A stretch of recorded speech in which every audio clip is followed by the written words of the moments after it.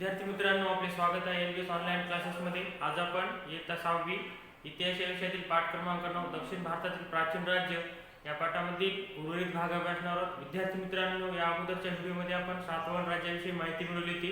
आजच्या व्हिडिओमध्ये आपण वाकाटक राजघराणे घराण्याविषयी माहिती मिळवणार आहोत. तर पहा, इसवी सनाच्या 3ऱ्या शतकाच्या सुरुवातीस सातवाहनांची सत्ता क्षीण झाली. पहा, इसवी सनाच्या 3ऱ्या शतकाच्या सुरुवातीस म्हणजे जेव्हा इसवी सनाचं 3रं शतक सुरू झालं तेव्हा काय झालं, सातवाहनाची सत्ता क्षीण झाली म्हणजे तिचा प्रभाव कमी झाला. त्यानंतर उदयाला आलेल्या राजघराण्यांमध्ये वाकाटक हे एक सामर्थ्यशाली राजघराणे होते. मग त्यानंतर जे नवीन राजघराणे उदयाला आले त्यापैकी त्या राजघराण्यामध्ये वाकाटक एक सामर्थ्यशाली राजघराणे होते, म्हणजे शक्तिशाली होते.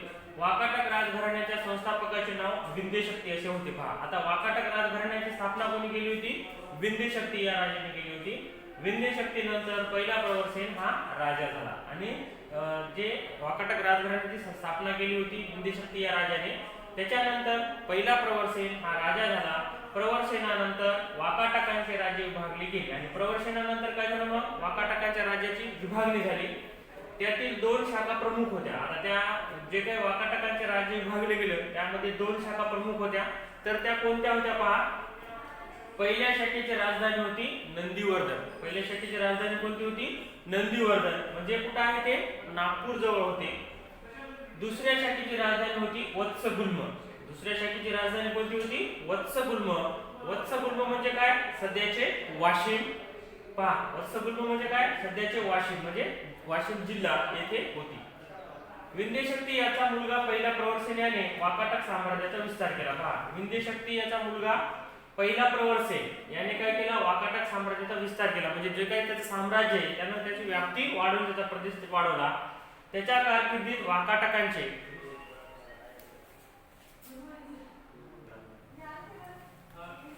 साम्राज्य उत्तरेस माळवा आणि गुजरात प्रदेशापासून दक्षिणेस कोल्हापूर पर्यंत पसरले होते. पहा, तर त्याच्या कालावधीमध्ये त्याचे साम्राज्य उत्तरेस माळवा आणि गुजरात या प्रदेशापासून दक्षिणेस कुठपर्यंत पसरलं होतं? कोल्हापूर पर्यंत पसरलेलं होतं.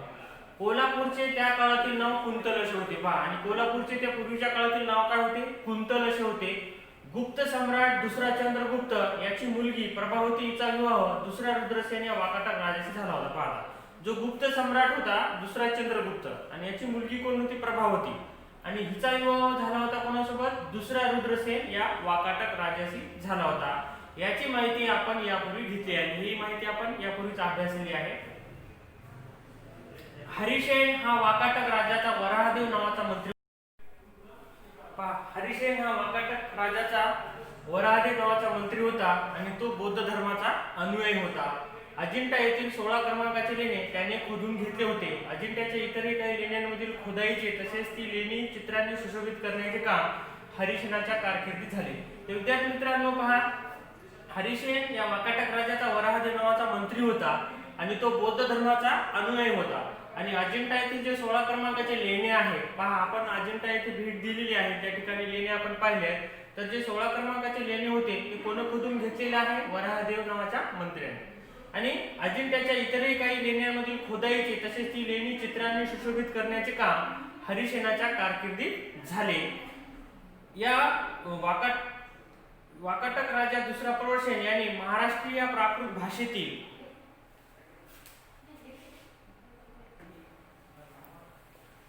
सेतुबंध या ग्रंथाची रचना केली. तसेच कालिदासाचे मेघदूत हे काव्यही याच काळातील आहे. तर विद्यार्थी मित्रांनो, पहा, सेतुबंध या ग्रंथाची रचना केली आणि कालिदासाचे मेघदूत हे काव्य आहे हे याच काळातील आहे. त्यानंतर पहा, चालुक्य राजघराणे. कर्नाटकातील चालुक्य राजघराण्याची सत्ता बलशाली होती. वाकाटकानंतर प्रबळ झालेल्या सत्तांमध्ये कद्दम, कलचुरी इत्यादी सत्तांचा समावेश होता. त्या सर्वांवर चालुक्य राजांनी वर्चस्व प्रस्थापित केले.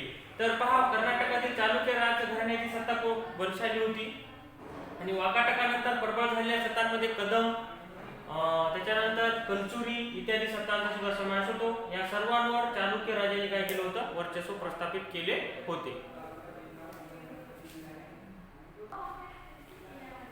पहिला पुलकेशी. पहा, पहिला पुलकेशी याने इसवी सनाच्या 6व्या शतकात चालुक्य घराण्याची स्थापना केली. कर्नाटकातील बदामी येथे त्याची राजधानी होती. बदामीचे प्राचीन नाव वातापी असे होते. पहा, पहिला पुलकेशी याने काय केलं, इसवी सनाच्या 6व्या शतकात चालुक्य घराण्याची स्थापना केली. पहा, पहिला जो पुलकेशी होता याने काय केलं, इसवी सनाच्या 6व्या शतकात चालुक्य घराण्याची स्थापना केली आणि कर्नाटकातील बदामी ही त्याची काय होती, राजधानी होती. बदामीचे प्राचीन नाव वातापी असे होते. चालुक्य राजा दुसरा पुलकेशी याने सम्राट हर्षवर्धनाचे आक्रमण परतवून लावले होते. पहा, आणि जो चालुक्य राजा दुसरा पुलकेशी होता याने काय केलं होतं, सम्राट हर्षवर्धनाचं आक्रमण परतवून लावलं होतं. बदामी, ऐहोळ, पटकदल येथील प्रसिद्ध मंदिरे चालुक्य राजाच्या कारकिर्दीत बांधली गेली. पहा, बदामी येथे काही मंदिरे आहेत, ऐहोळ येथे आहेत, तसेच पटकदल येथे सुद्धा काही प्रसिद्ध मंदिरे आहेत. ही सर्व मंदिरे कोणी बांधली, चालुक्य राजांच्या कारकिर्दीत बांधलेली आहेत. तर विद्यार्थी मित्रांनो, अशा पद्धतीने आजच्या व्हिडिओमध्ये आपण वाकाटक घराणे आणि चालुक्य घराणे याविषयी माहिती मिळवली. उर्वरित भाग आपण नेक्स्ट व्हिडिओमध्ये अभ्यासणार आहोत. थँक्यू.